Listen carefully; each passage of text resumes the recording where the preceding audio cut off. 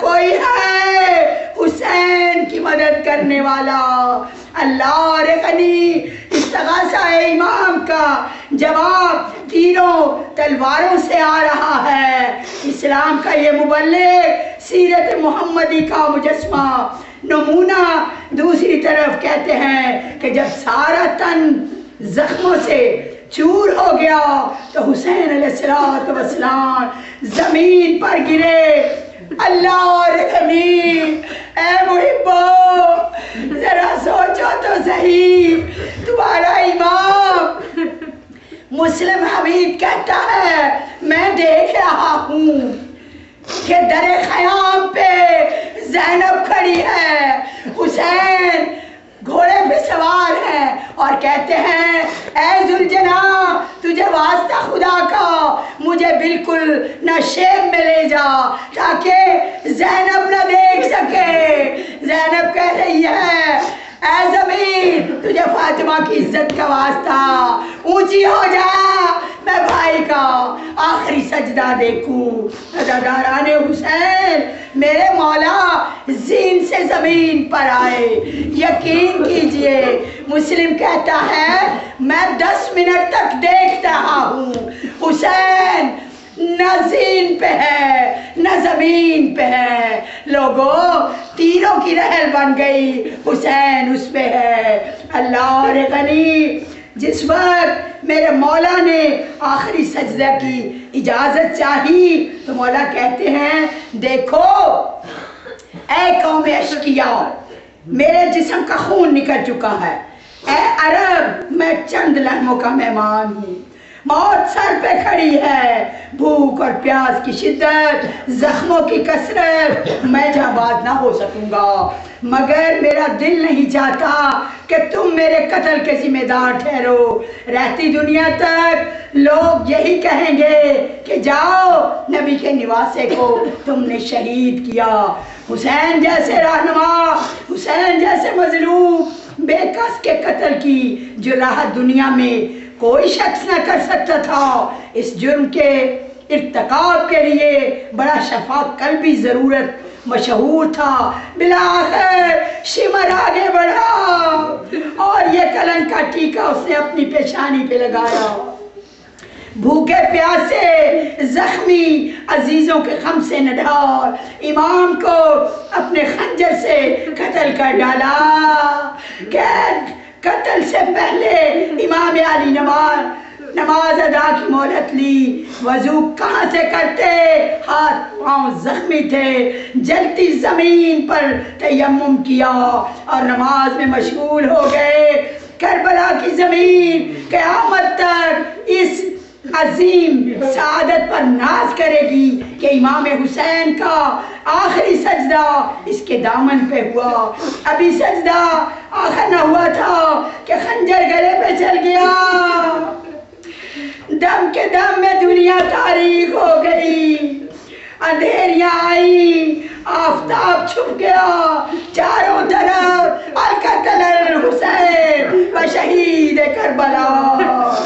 اللہ اللہ وہ نظارہ کس قدر ہولناک تھا۔ سیاہ آندیاں چلی، آفتاب گرد غبار چھپا، کوفہ کے لشکر نے شادیانے بجائے۔ ارے نبی کی آن اپنے حال پر آنسو بہا رہی ہے۔ اب حق بظاہر مغلوب، باطن بظاہر غالب آیا۔ اہل حرم کی آس ٹوٹ گئی، اہل کوہ کے حوصلے بڑھ گئے۔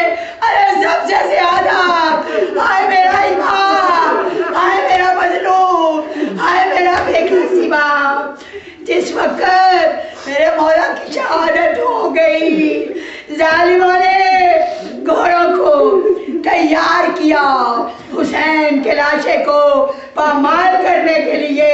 اس وقت کیا تھا کہ میرے مولا کی لاش کے ٹکڑے ہو رہے تھے۔ اہل حرم جلتے ہوئے خیموں سے نکل کر اپنے خیمے میں پناہ لے رہے تھے۔ ابھی تک آگ کے شعلے محفوظ تھے، بالآخر خیمے راکھ ہو گئے۔ آخری خیمہ امام زین العابدین بستر رہے ہیں، شعلے ہم کی طرف پڑ رہے ہیں۔ حضرت زینب پہنچتی ہے اور کہتی ہے اے امام زمانہ اب کیا حکم ہے، ہم سب خیمے سے نکلے یا جل کر مر جائیں؟ اللہ اور غنی خیمے جل چکے اور شام ہو گئی، ہلکا ہلکا اندھیرا چھانے لگا۔ آل رسول پہ قیامت کی گھڑی ہے۔ اِنَّ لِلَّهِ وَإِنَّا إِلَيْهِ راجعون۔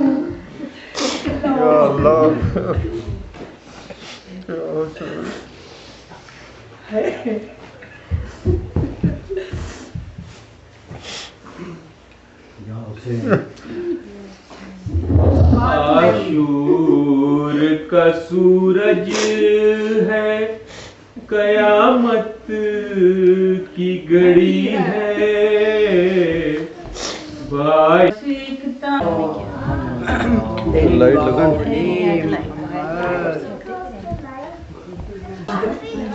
کس طرح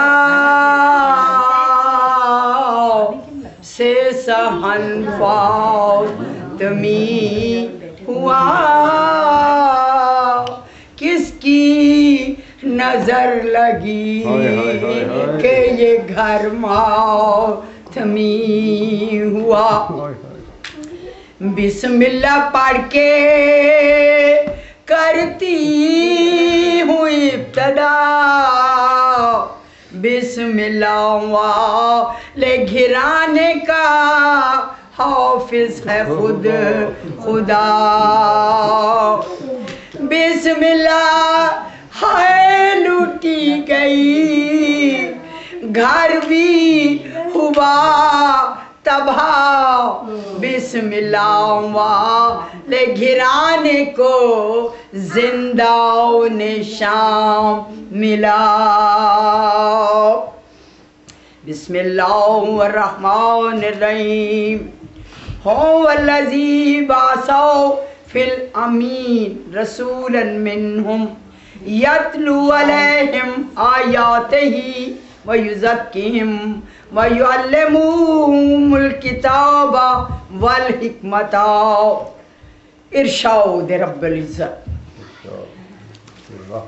وہ معبود جس نے امی میں ایک رسول بھیجا جو انہی میں سے تھا، اللہ کی آیات پڑھ کر سناتا تھا، ان لوگوں کا تزکیہ کراتا تھا اور ان کو کتاب و حکمت کی تعلیم دیتا تھا۔